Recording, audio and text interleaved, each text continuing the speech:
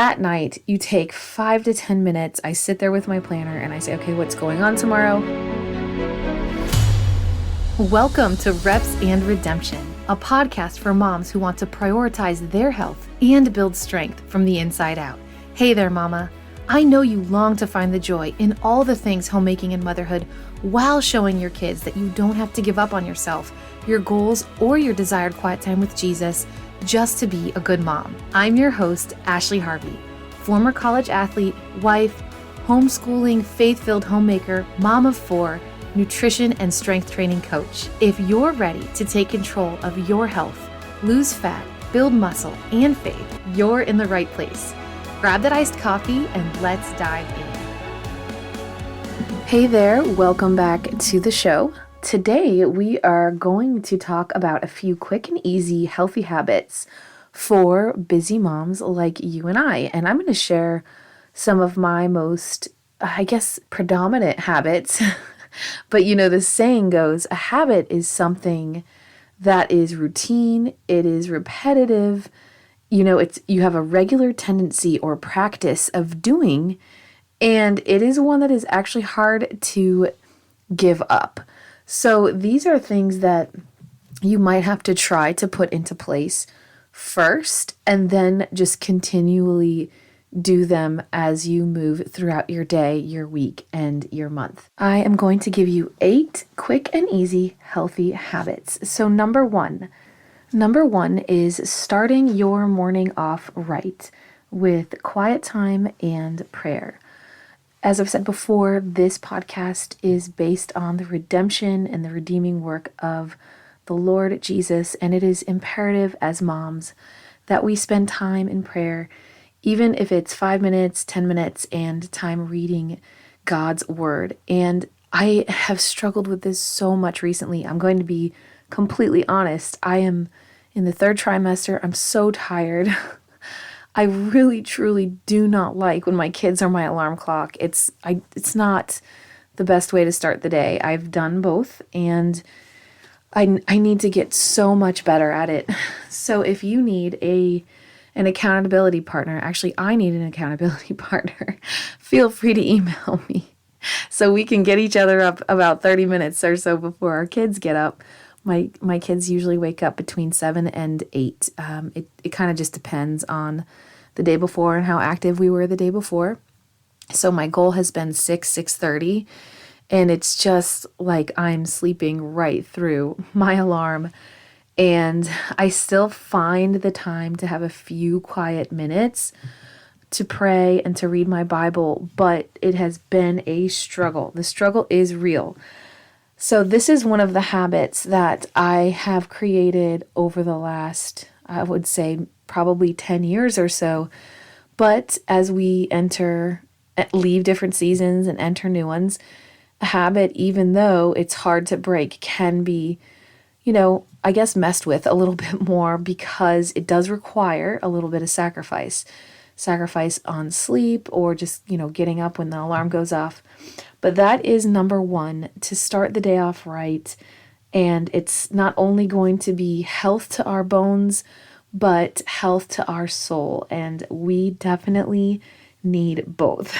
Number 2 is in the morning, a walk or stretch, yoga, something to kind of get your blood circulating, get your body moving. This one isn't as hard because I can do it while I'm waiting for the coffee or while I'm playing with my 1-year-old. This one is one of my favorites, especially in pregnancy, because I can do it in the bathroom right after I wash my face, and it's only a few minutes, and stretching feels really good. So this is a healthy habit that you can implement today or tomorrow. Number 3 is drinking your water. I have this awesome cup that, even though the lid broke, I love it. It's 32 ounces. I fill it several times a day, and it really it helps me make sure that I'm getting the adequate hydration that my body needs, especially during this trimester. So that's been very helpful. If you don't have a large cup, they have really cute ones at Target, I'm sure you know, and there's a bunch on Amazon. You could always buy one local and support a local business, but I think the large cups really help because you don't have to keep filling up like a small glass, and you can just sip on it throughout the day. And make sure your kids have one as well so they're not stealing your water. Ask me how I know. Number 4 is having your healthy snacks planned out. So for me, it's grabbing some nuts or, an organic cheese stick with an apple. I've talked about pairing your food really well before, veggies and fruit, and just having those on hand instead of processed things or things that they might make you feel good at first, but then you're going to experience a crash later. So something like that's going to be refreshing. And I just, one of the snacks I just had was I love the Milton crackers, the gluten-free crackers with some organic hummus. And I had some melon and an organic mozzarella cheese stick. It's kind of a big snack, but I'm not feeding 2, but sort of.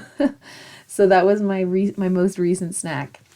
And number 5, take breaks with or without your kids. Now, I know sometimes, actually for a lot of us, it can be hard to get away. Our kids are small. We can't leave them, in another place or downstairs or upstairs. They're too little for that. We have to kind of be in the area of supervision, and maybe our husbands aren't home yet, or we don't have childcare, or an older sibling that can help out. If you do, capitalize on that.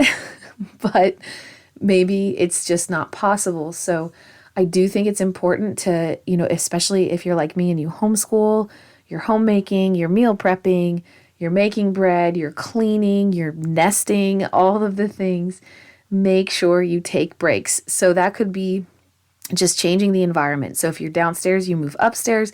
If you're upstairs and you've been inside, you go outside. You can go outside with your kids and take a break and just get some fresh air. I think that leads me into number 6, which is fresh air. So these two kind of go together. But take breaks, even if it's a little dance party in your living room, even if it's my kids especially my 1-year-old, she loves the Floor is Lava song. So it counts. I think it's a break. We put it on once or twice. My 5-year-old, well, she's now 6, can pick a song or two, and we just dance around the living room, and then we go get some fresh air. So that is number 6. Get some fresh air. Definitely, it just invigorates. It's just invigorating to breathe in deep, fresh air. It's kind of not my favorite when it's really, really hot outside. So I will put that on there. Now, I do think that the sunlight is absolutely wonderful for you. So it could just be for a few minutes and where you take a break. And it's actually what I will be doing after I record this podcast, because I record in my office, which is also my closet, and I am going to need some fresh air. Number 7 is plan. So the night before, you can even have it on a notepad, in your notebook, in your planner. Like, what are you doing for breakfast, for yourself, for your kids? How about lunch? What's for dinner? And it doesn't have to be this overcomplicated thing, but kind of have it in your mind. That way it's not overwhelming when you get up, and if you happen to accidentally wake up late, you kind of know where to just start moving. Having this plan of all the meals or just an idea is super helpful. It's a healthy habit to just start planning. At night, you take 5 to 10 minutes. I sit there with my planner and I say, okay, what's going on tomorrow? Am I making it to the gym? What's my workout look like? What are my kids going to have for breakfast? What am I going to make myself? If I can prep it the night before, that's great. Sometimes I can't, or I don't want to make eggs the night before and then reheat them. I don't like reheated eggs. To each their own. But planning the night before for about 10 minutes, just the next day, laying out my clothes, my gym clothes or my regular clothes. But I will tell you, I would say probably 5 days a week, I just lay out my gym clothes, whether I'm going to the gym or not, because I will do a workout at home or a walk. I wear, my saying was, I wear regular outfits twice a week. It's just what I do for church on Sunday. And when my Bible study was happening On Thursdays, I'd wear regular clothes, and all the other days, I just live in my gym clothes, and that's just how I roll. So lay your things out, be ready to go, have your bag. Like if you're like me and you like to hit, do some laps in the pool, do some laps after your workout, or get a quick shower, make sure your bag's packed, everything's ready to go. And it's just super helpful when these things are laid out in advance. You don't feel so frazzled in the morning. You feel fresh, ready to go, even if you, like I said, happen to not wake up when you wanted to, and these things are already done. So that is an awesome habit. It's probably one of my favorites. And then number 8 is sleep. Make sure you are getting enough sleep, that your body is feeling restored, you're feeling rejuvenated. I know for me, it's been hard to get some sleep lately in this 3rd trimester, but I have been trying my best to get about 7 hours of sleep per night, so I feel rested and ready for the next day. I try to put all the things away to focus on this goal.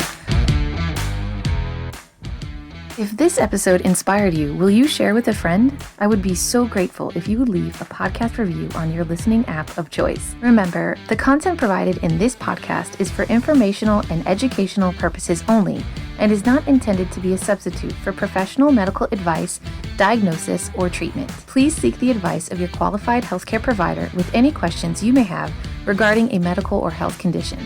Remember, be bold, mama, and live well. Until next time.